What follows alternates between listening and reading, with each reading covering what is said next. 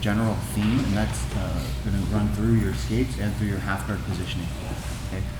The big thing that would tie them together is in half guard, if I'm doing things right, or in escaping, if I'm doing things right, my ability to control somebody's body weight that's on top of me should go up, and the ease at which I can control that body weight and move it around in directions that suit me is going to go up, and that'll be true as we go through the escapes and through half guard. So the first thing we want to do is make sure that the way that we're moving individually is going to do the best job that we can expect in order to start moving someone's body weight around. So we're actually going to start off with some solo drills just for understanding a bridge, and then we'll use a bridge to get out from the bottom of the mount, and then we'll move forward from there.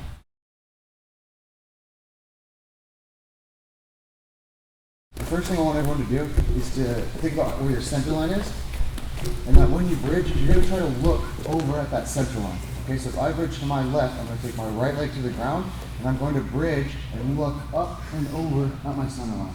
Okay, so let's just try a couple of those together. You got legs on the floor, you got a center line coming up the top of your head, and just bridge up and over, and try to look at that center line. Once you get to the top of the bridge, you can pause for a moment and just hold it up in the air. Then you can slowly come down and look to do the same thing, but on the opposite side.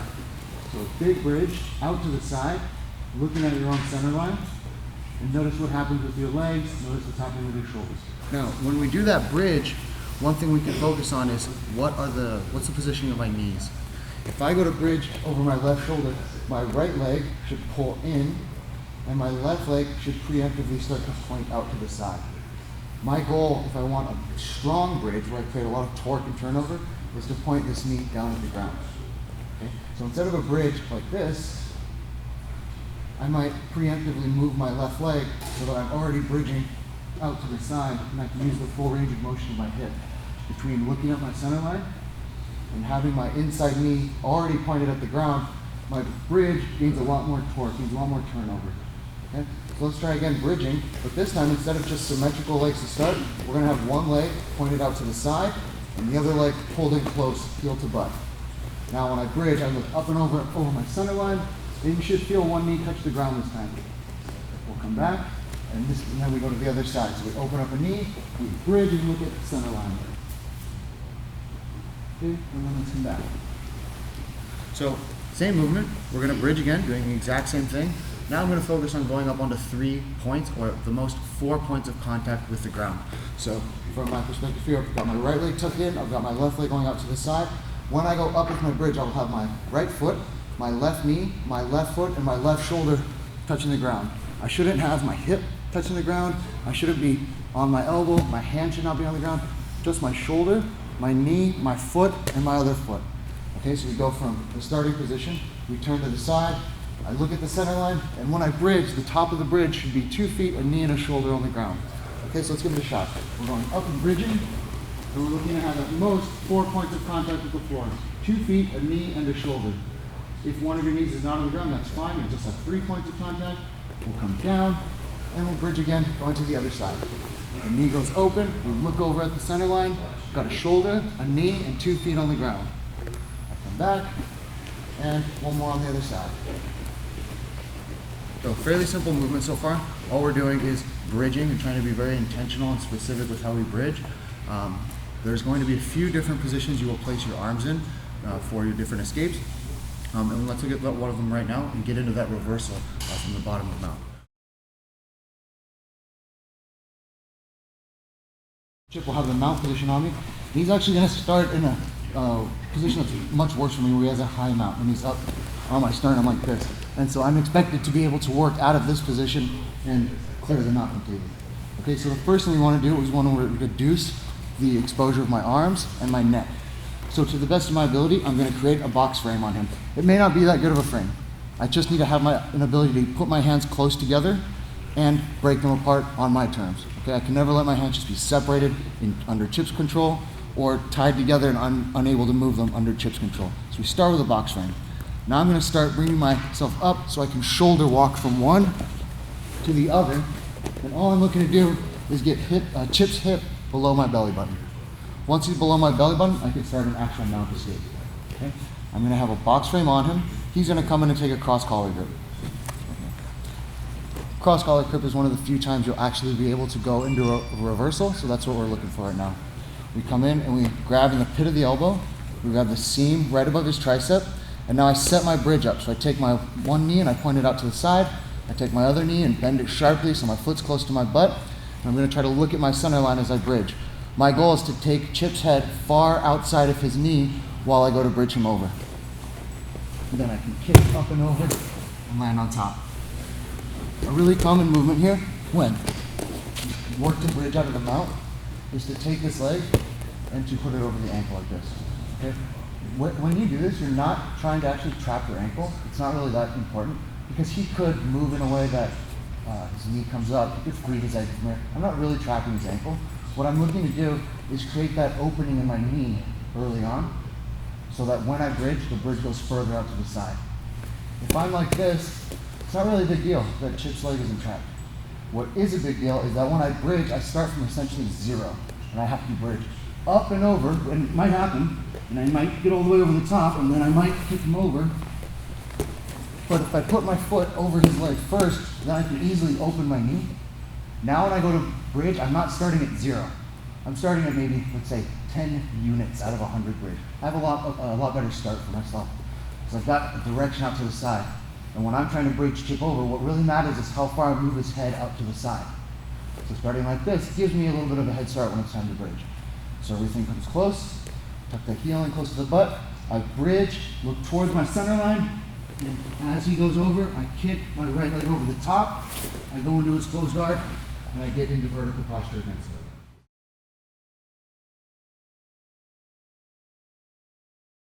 There are certain things that happen in various escapes that, for example, the foot trap, when someone's mounted on top of me and I use my foot over the top, it's good to understand that, yeah, to some degree it can trap someone's life. But in large part it's to help amplify the direction of your bridge, to give you much more turning force when you bridge someone out to the side. So there's the initial reason that you might learn a leg trap, I'm holding on to the leg, and then there's a mechanical reason that comes to the surface as you bridge more and more, which is that it opens up your hip and lets you really use your hip to displace somebody. Okay, now that's true for a few different kind of subtle movements in your various escapes. Okay, so we're going to look at another one, and this time it's going to be from side control, and we're going to look at how we can arrange our legs so that we're blocking somebody from going to mount and setting up a good elbow knee escape. If we're here and Chip has the side control position on me, and I'm able to get my hands into a working position, this outside arm is going to be the big one, taking it over the shoulder. We'll go over that a little bit more later. A lot of times you'll see this sort of thing where people cross their leg or they sort of dangle it like this. And this is not wrong. The purpose of it at first is to stop Chip from having an easy step over to the mount. Doesn't mean you can't go to the mount. What it means is that if he were to just be determined to go to the mount at all costs, he just puts himself into a half guard position when he rounds. So it's not really the best idea for Chip to just try and barrel through my leg like this. But it's just my foot on my knee. It's not going to stay here forever. He could move this around. He could get around it if he was determined to. It's not that big of a deal. What it really does is it holds him off of the mount long enough for me to contain him over my hip to some degree. What I'm trying to do is keep my right knee and right elbow moving towards each other, so Chip is not just spinning around my head and going to the other side and things like this. I want to keep him somewhat close to my hip. That way, when I bridge, my bridge actually moves him. Okay, I need him on my hip for that to happen. The other thing is it prepares the leg, my right leg, to be in position to slide into the elbow escape. Because I need my foot up high. If I start like this, not only am I not blocking the mount, I'm not preparing myself for an elbow escape. So once I do decide to elbow escape, I gotta put my foot up high anyway. Start off similar to how we did before. We're bringing everything in close. I'm gonna take an outside step here, and I'm gonna practice having my knee touch Chip's hip and have my foot up high, and just making sure I can find my own foot with my knee here. Now I'm not gonna stay here forever. I'm really preparing for a bridge and an elbow escape. So I have my knee blocking Chip from going to the mount, but in reality I want to bridge so that I can get my foot up high, and on the way down I just slip my elbow and knee together. Okay? Now on top of that, anytime I take an outside step, Chip knows what I'm trying to do to get out. He knows I want to bridge, hip escape, and put my elbow and knee in. So it's very rare that he'll take one outside step, do one bridge, and get one elbow escape as a result of that work.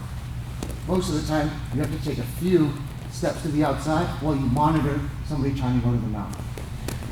Start walking your way outside, and the foot goes up high and starts finding them, and they're finding their hip and keeping it over yours. Sometimes you can do it by throwing your legs out to the side and moving. We start with this idea, where maybe I'm blocking the mount. But in reality, you're not really blocking the mount. Somebody that wants to mount you, they're gonna get through that. What you're trying to do is set your leg up so that when you hip escape, it's as close to ready as it could be. So that we're not here, bridging, elbow escaping, and then preparing the leg. We just have the leg ready to go. And whether I take one outside step, I can finish with an elbow escape.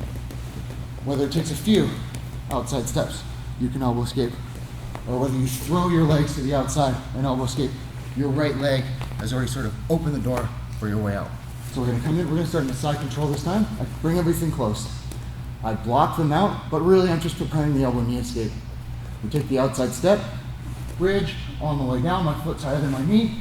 I slide my elbow and knee together, and I use this frame to help move my other way. I go second time. Now instead of just one outside step, I'm gonna take a few outside steps, and I raise my foot up high as I do it. Now just take a small bridge, elbow knee frame, and I move away. Third movement. Instead of one outside step, instead of just a few outside steps, we're gonna throw our legs to the end of that movement from the get-go. And now my foot goes high, elbow and knee come together, and we're ready to go. Okay, so working sort of 3 degrees of the side control escape. One outside step, a few outside steps, and then an aggressive throw with your legs to get the outside step and the elbow escape to work.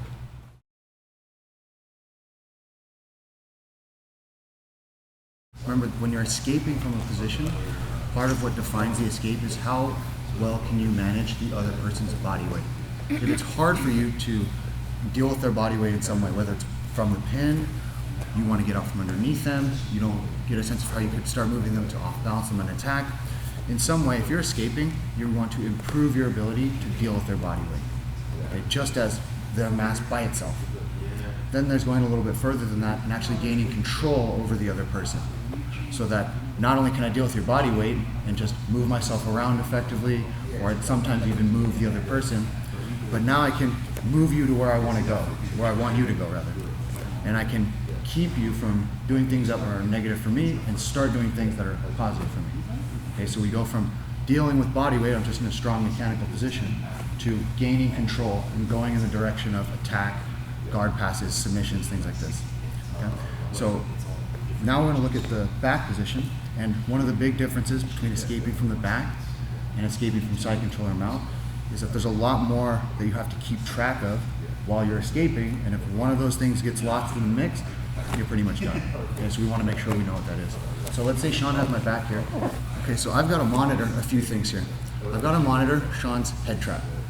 I've got to monitor his bottom hook, and I've got to monitor his leg that is trying to trap my arm. His left arm is trying to trap my primary defensive arm. So from the start, I've got 4 things I've got to look after. Okay, so what we're going to do is we're going to take one hand, thumb in, and go right into where I can get to his thumb and wrist. Best I can manage to dig in there. I can either go in and cover that up with a second hand, or I just put my other hand next to it. Now the one advantage I have here is that my feet are in contact with the floor, so I can pretty much get us started going in either direction. I can go to my left, and I can go to my right. Okay, we're going to start off going to the left.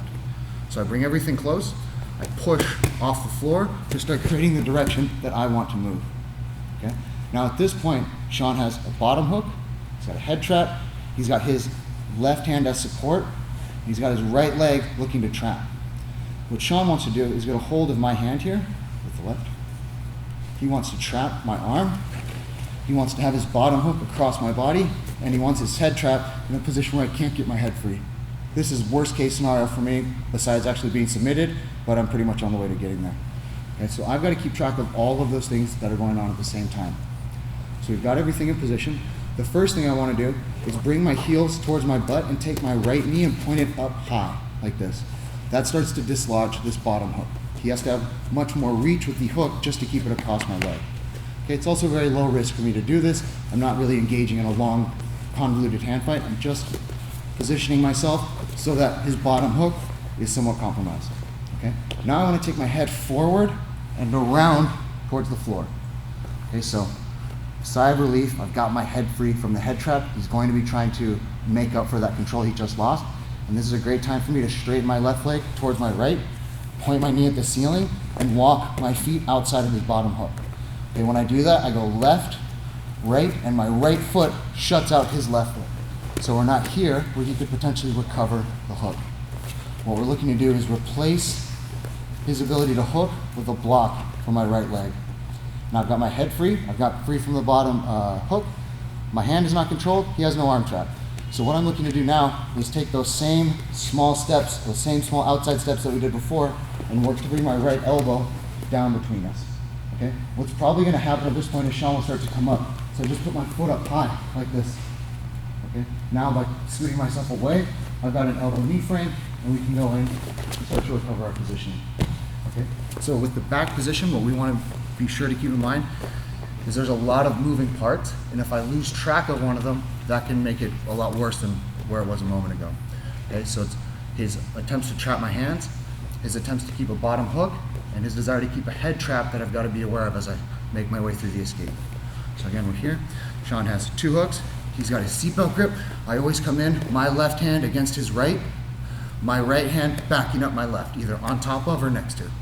Okay, I put my foot on the floor, and we go off to the side here, and we're looking to bring the knees into a position where the bottom hook starts to come off. You never want to be like this, or even worse, sending the legs into a position where I can be body triangle, things like this. Okay, so we want to point those knees up. My head goes forward and around. Now I look to dislodge that bottom hook. Sometimes it'll happen just by moving your left leg. Other times you'll have to move that left leg and then find their foot with your right. Try to avoid reaching down with your hands. Okay, this puts you back into the danger of the arm trap and things like this. Your hand should be up by your neck, monitoring their grip, and you need to use your legs against their legs and find a way to point your 2 knees up at the ceiling. Now I'm looking to get my outside elbow to the floor. The way to do that is to start taking those outside steps here. Now when Sean goes to get up, I put my foot up high, and I've got an elbow knee frame on. The moment you've got an elbow knee frame, you've got a good tool to start managing their body weight, and you can move away and put them back in your butt.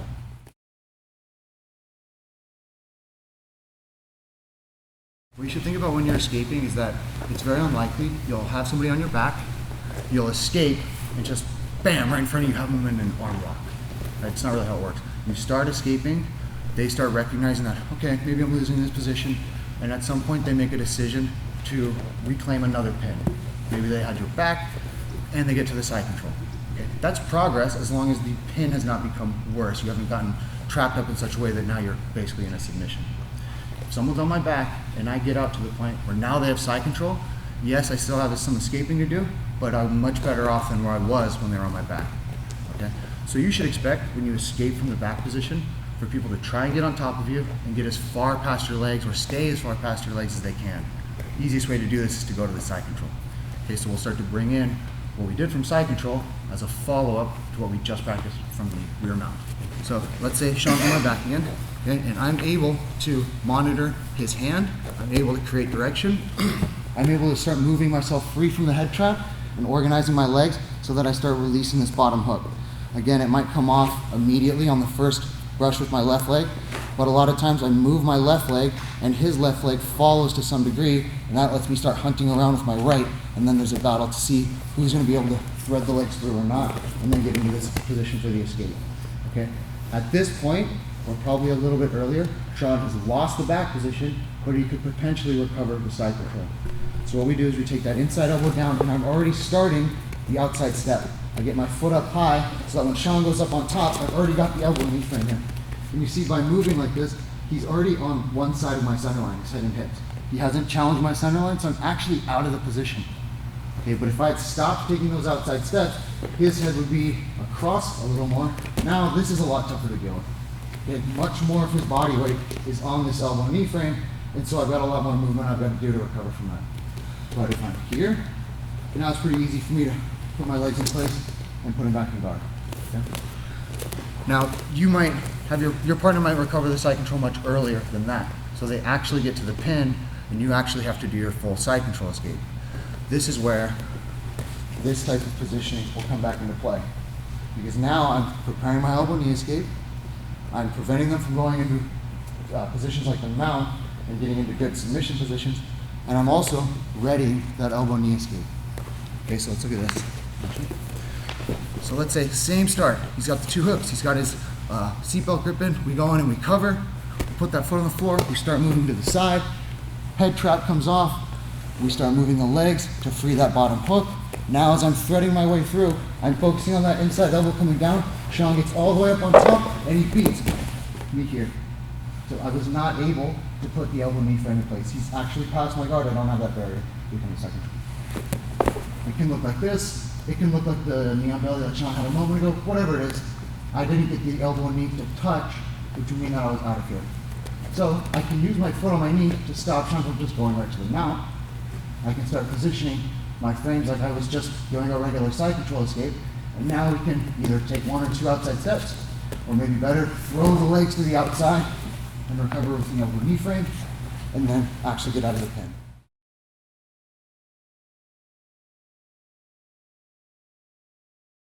We started off with reversal from the bottom of the mount. Really the point of that was to get a good, strong bridge where we're taking the position out of a symmetrical stance into one where we've got a knee out to the side, and we looked at the idea of moving your eyes towards the center line that's behind you in order to get a good bridge that displaces the person to the side.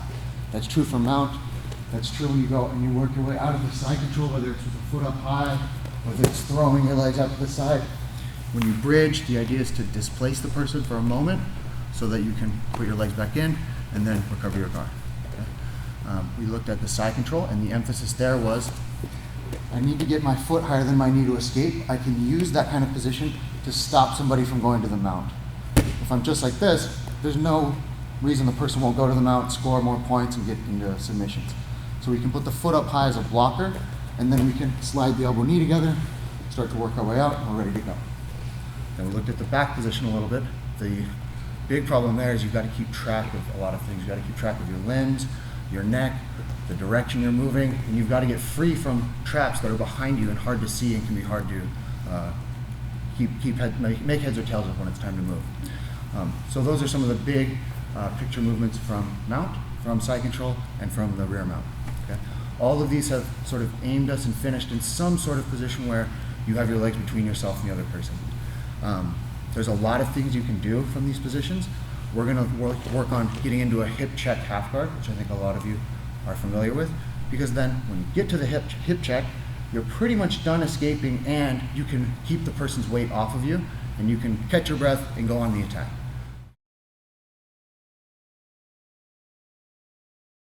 We use a specific kind of half guard where we put our knee into the pocket of the hip, and then the bottom knee goes knee to knee and pulls in heel to butt. Okay, it's important my bottom knee goes deep and I pull everything in close.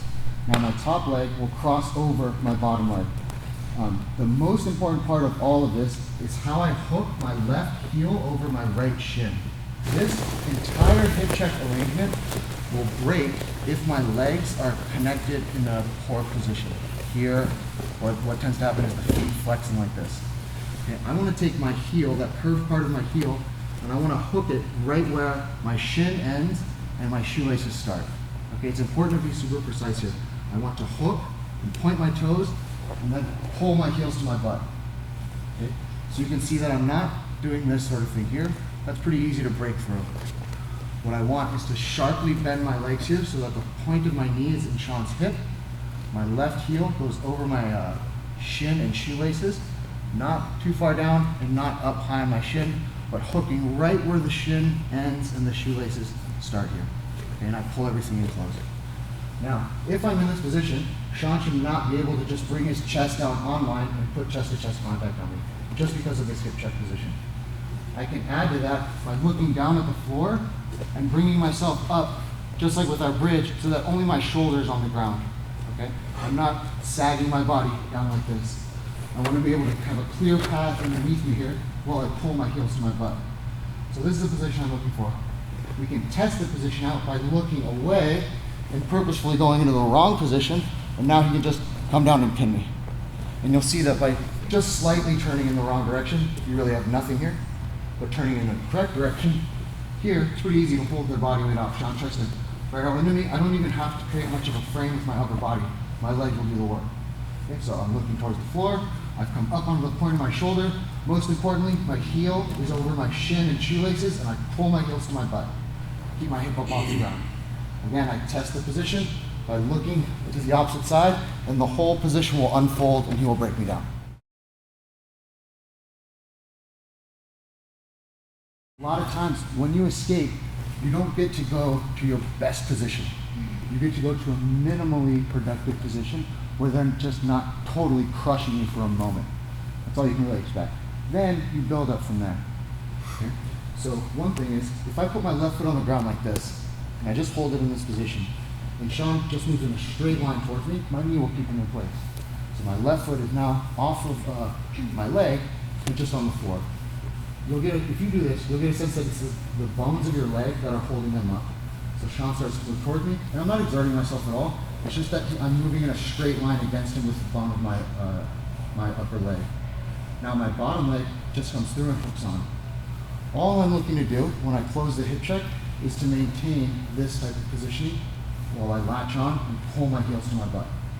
Okay? It's important that I don't do this and let my foot go higher than my knee on the top leg. If that happens, then the position tends to shear apart and I don't really have anything to work with. So let's start with the foot down by the knee, our own knee up here in the pocket of the hip, and then pulling in with the bottom leg, the inside hook.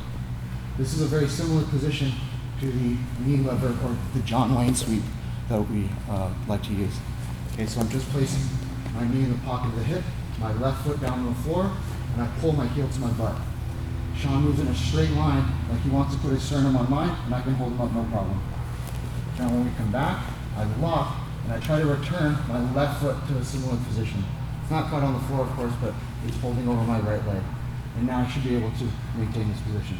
So let's do one more round on the hip check, focusing on the bottom knee, going through, and biting knee to knee with an inside hook. The top leg goes knee in the pocket of their hip. I start with my foot just here on the floor. So that when Sean starts to put body weight on me, I get a sense of how my left legs, the bones of my left leg are actually holding him up. That's the same sensation I want when I cross my legs. It should feel like it's just the bones of my leg holding him up and not muscular strength or exertion. I come up onto my shoulder so that you can see I can pass my arm under my body here. So I'm pointing my body and holding it up on my shoulder. I never want to sag down to the floor like this.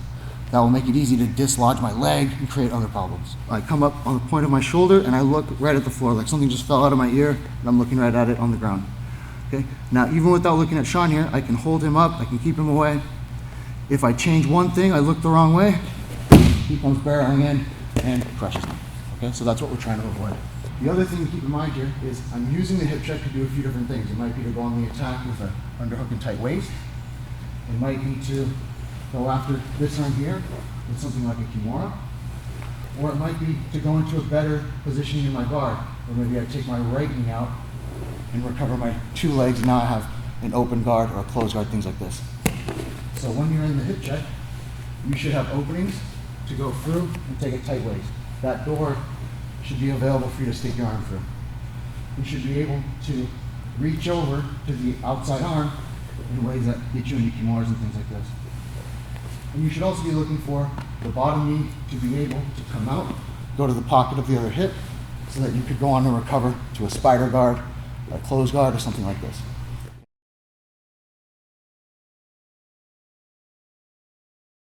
I want to go over a very specific way of off-balancing somebody that helps you deal with a lot of the problems that come up when someone has a good half-guard pass. They've got a good cross face, they're taking their knees off the ground and trying to smash you.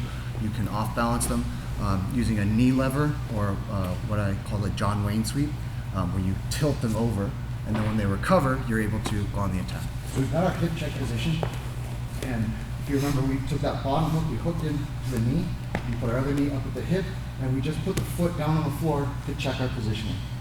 Then we go to cross, and when I cross, I'm looking to be able to hold up his body weight. I can come up on my shoulder, I look at the floor here. Not only can I hold Sean up in this position and stop him from getting close, but I can actually make it dangerous for him to just lean forward on me. Okay?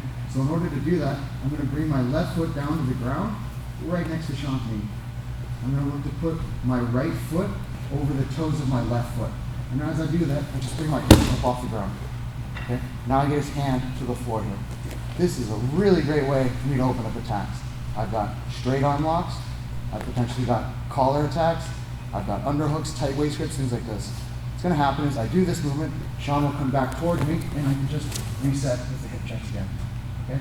It is possible to sweep somebody without off balance. But in all reality, people will just start putting their hands on the ground. You'll go back to the half guard and you'll go on the attack.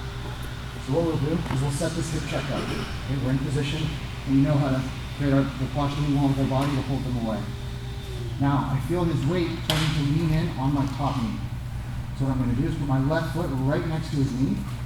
I'm going to take my right foot and look to cover my own toes. As my hips come off the ground, I look to the side here.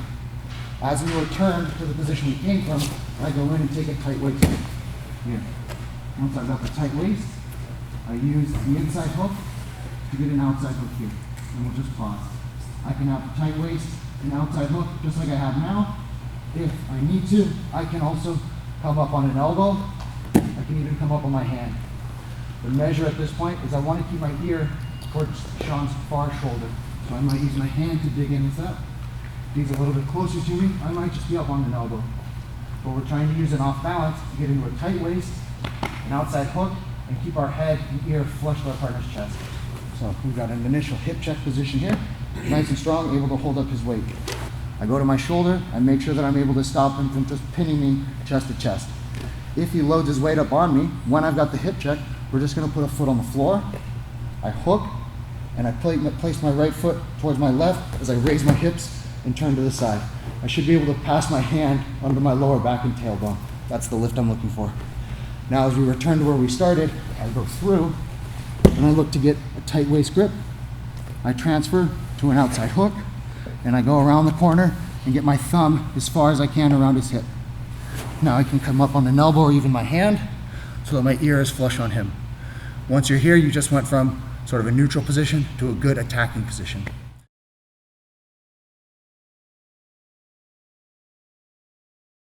Okay, so we're here, we've got this hip check in place, bottom leg, top leg, our legs are crossed over here. I'm looking to use the forward pressure from Sean to off balance him.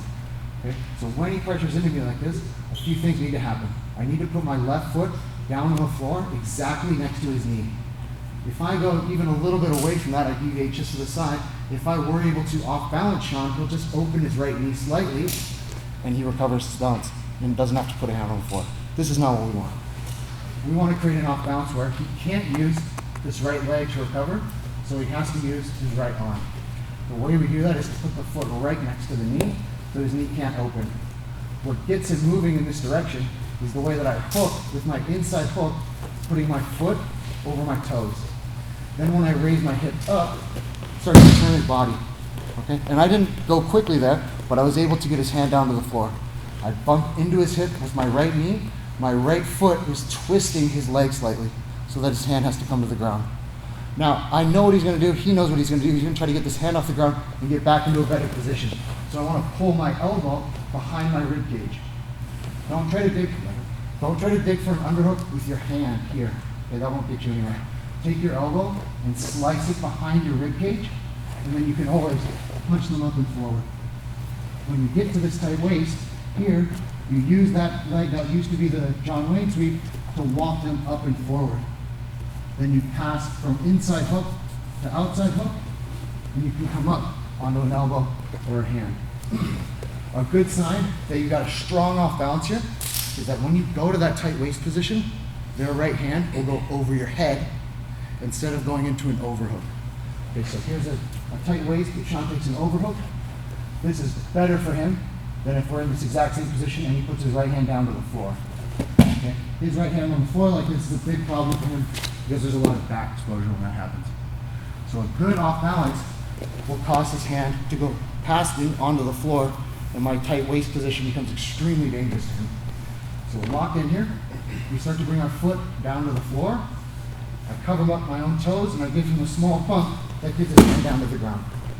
Now when he starts moving towards me, I pull my elbow behind my rib cage and I look to shut his head above mine. Then I can go directly to the outside hook. I come up to my elbow and even my hand so that my head is flushed in here. So I've got outside hook, tight waist, hand prop, and head on him. This is a great position to attack from if in the off balance, Sean's right hand hit the ground. Here, I'm just going to come up even further and put my other ear on him, and then we're on the back.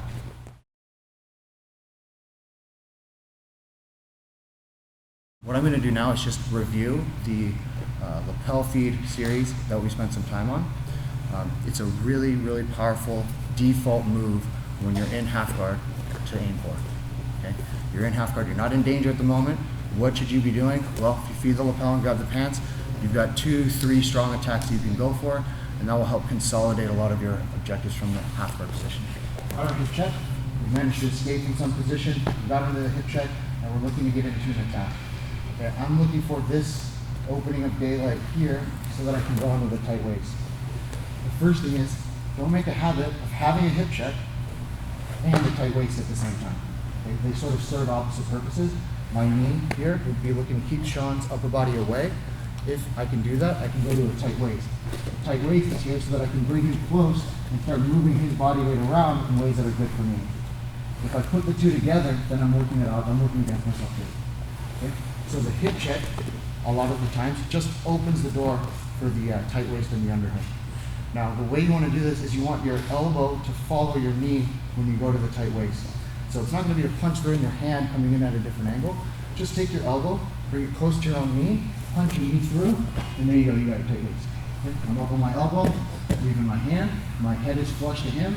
Now, I'm going to use my right foot and my left leg together to get the outside hook. Don't just go here and hope your leg gets over the top. I bring my left knee over his leg so that my right foot can find his foot. And I use my right foot to pass into the outside hook. Best thing to do is to pull all the way down to their ankle and set your knee on the floor like this. So that I've got Sean's right leg twisted up with my left leg. My right leg is also free to move now.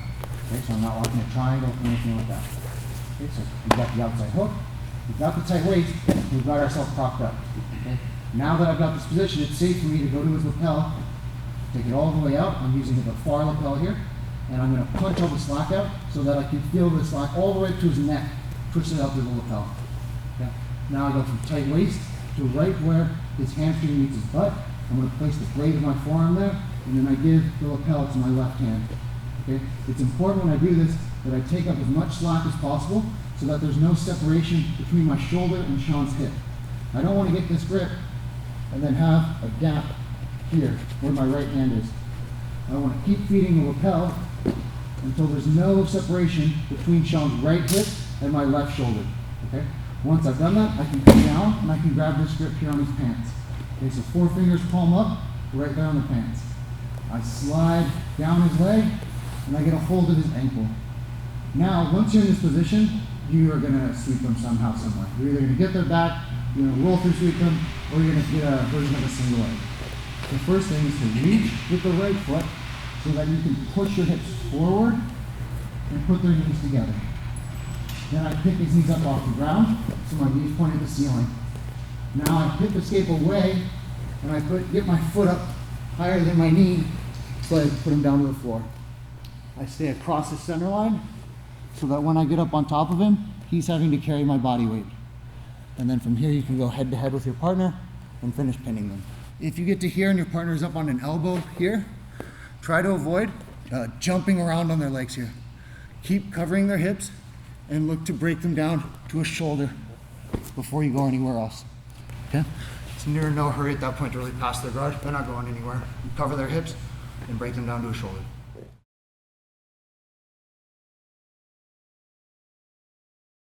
What I want to do is look at the specific way that I want you to move your legs when it's time to complete the roll through sweep, so that you can put good turning pressure on your partner and get the roll through that you want. And then we'll go back and we'll start with the escapes that we opened up with today, get into a half guard position, and go on the attack. Okay, so we start to combine those things together. When you do the finishing movement for the roll through, what you're looking to do is a forward hip escape, a bridge like we did for the John Wayne, where we take the hips slightly off the ground, and then a sliding hip escape. Okay, so it would be from any position here. We've got everything set up. I reach with one foot, and I pull my hips forward. Okay, so instead of a hip escape where I move away from my legs, I step the leg out and I move myself towards it. And we turn that into a small lift in the hip, and like the John Wayne, we turn everything to the other side. Okay, and you'll see my legs are sort of asymmetrical here, just like when we started with the bridge from the mount. Then this becomes a sliding shrimp, where I scoot back and away, taking as many outside steps as I need to get up on top. Okay, so it's a forward hip escape that moves your hips towards your partner. The slight bridging action that we did to take the John Wayne sweep or the off balance, and then an outside step hip escape, just like we did to escape from the half guard, escape from the side control. And this is really where things start to come together, because the movements that I'm making are the same, whether I'm escaping mount or side control or attacking from the half guard. We're doing forward hip escapes, bridges to one side or the other that don't need a lot of height, but do need a lot of side-to-side displacement, and then a regular hip escape, sliding and getting your knee into the proper position. Chip. So let's look at the roll through sweep again, and I'm just going to focus on the right now. So we come in with our hip check, and we're able to lift tight waist, inside to outside hook, lapel feed, and hand grip. Okay. The next thing that we do is slide down to a shoulder, and I look to just take my right knee underneath Chip's knee. Now usually you don't want your partner's knee in a position like this. Pretty dangerous if you don't have the proper grip and the proper body alignment. But he doesn't have any chest-to-chest contact with me. He doesn't have any control of my head, so it's safe for me to be in this position with his knee. The upside that I gain from going to this position is I can put pressure on Chip's knee using my legs. Okay, so what we do is we get our grip, we lock around the ankle, now I reach with my right foot. I pull my hips forward and I pull on Chip's outside knee to bring them as close together as I can.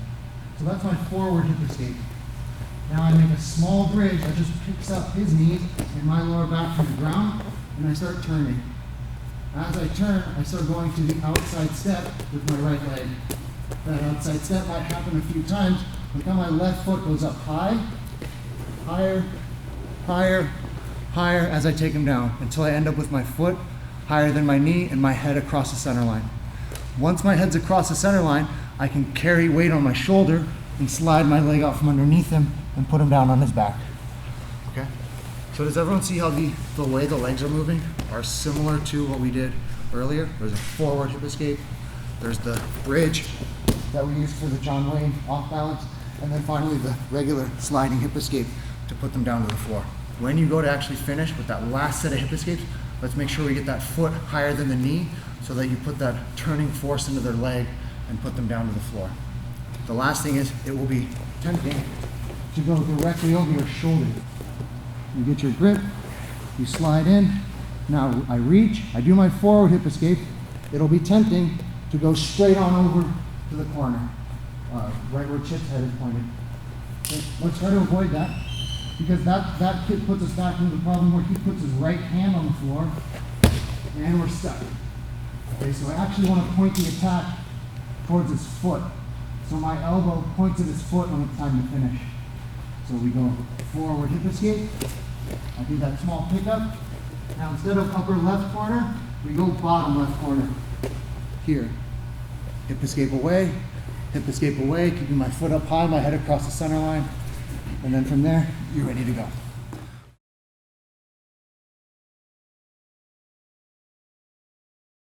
In this half guard position here, we're relatively neutral. I have a decent ability to control distance because of my knee, but I don't have a strong attacking grip on him. I don't have a kimura, I don't have a tight waist grip, so I'm okay, but not a strong advantage. Now, Chip doesn't have one either. Okay? If I were like this and Chip took a crossface and underhook, still the half guard, but he's in a much better position than he was a moment ago, and I don't want to be here. Okay? So in one position, you can have one person who's got an okay position. You can have one person in an advantageous position. You could also have it so that Chip had an advantage over me, and he was in a tactical or a mechanically strong position. So we can think about who's winning and losing this battle in terms of exposure. And in half guard, what causes a lot of the exposure is the positioning of Chip's right arm and his elbow. Okay? Sometimes when people first start, they'll make the mistake of putting their hands like this in the half guard. Now this should look just absurd to you once you're familiar with jiu-jitsu, but it's understandable at first. Like, why is this absurd? because this elbow can't stop me from just getting up and going right to Chip's back. So if he were to put his right hand here for any reason, whether it's because I made it happen or he made a mistake, doesn't matter. There's nothing blocking me from going up to his back here, okay? And that's probably what I should do the moment that happens. Once that happens to Chip once or twice, he'll start just naturally defaulting to his right elbow on this side of my center line instead of where it was. Okay, but if at any moment when we're moving around, that elbow isn't blocking me from going to his back, that's always going to be my movement. That's always what I'm going to take. So I come in, I take my tight waist grip, and let's say I use the inside hook to take an outside hook. Let's say I go feeding the lapel here, and really, I'm making it pretty obvious to Chip what I'm aiming to do. I'm trying to build up a very strong starting position for a roll-through sweep or a single leg. Okay, so that once I commit to one of those attacks, I've got a good chance of finishing it. I might come down to my shoulder, I might start sliding down to his ankle, and at some point along the way, I get ready to pick Chip up and put him down in the corner. Okay? Now, right now, Chip has an overhook with his right arm against my left. Okay? That's to stop me from going to his back. But it does nothing to help him stop the sweep over in these directions. So if I had this set of grips, and I make my reach, and I pick up on Chip's legs, and I hear or I feel his right hand touch the ground, I don't need to go to the roll-through sweep anymore. I just come up, I keep my grips, and now I've got two other good attacks. I can pull his legs in towards me and put him on his butt, or I just got my head over his, I put my ear down on him, and we're ready to go into the back. Okay? So that dynamic there was, I had a half guard, a hip check half guard.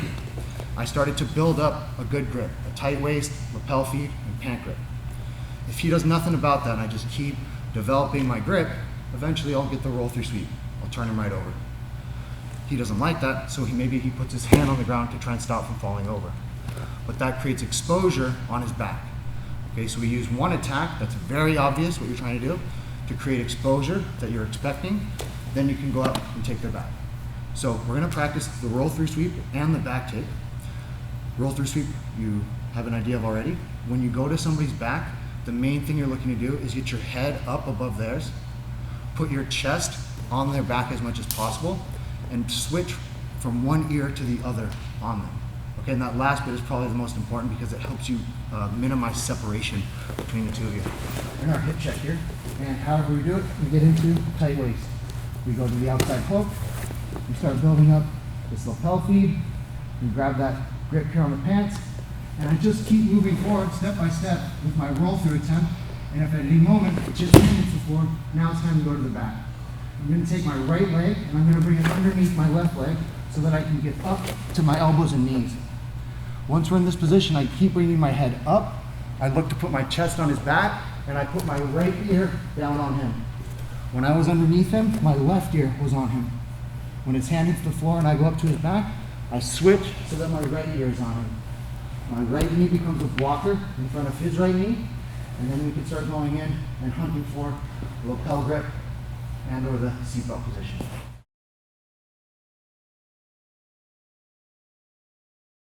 So let's say Sean has the side control.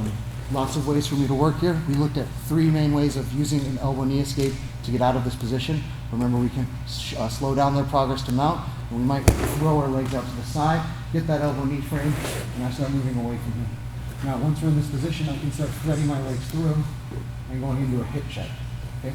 If the hip check starts to break down, Sean starts making progress on me, he gets back into a crossface, you're just going to use the same elbow knee escape that we had earlier and the same knee lever that we practiced earlier in order to get out of here. You see how Sean has raised his right leg off, his right knee, I should say, off the ground to put crossface pressure on me. Okay?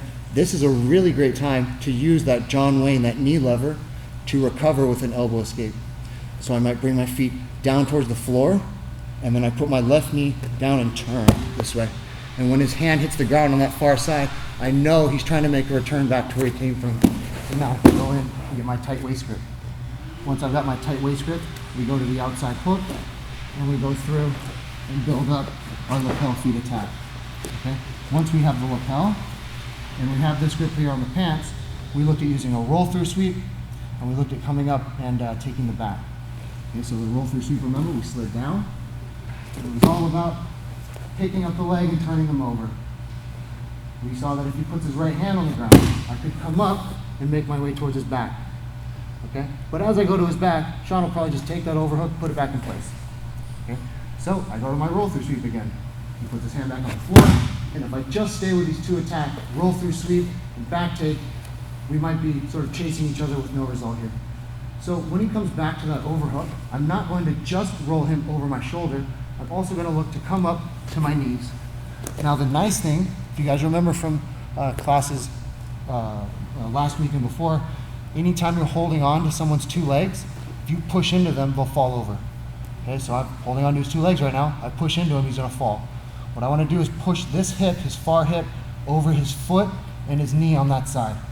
So we've got the lapel. I make a turn, and I use my left shoulder to knock him down to a hip. Now I just make sure to plant him on his shoulders, and we're ready to finish.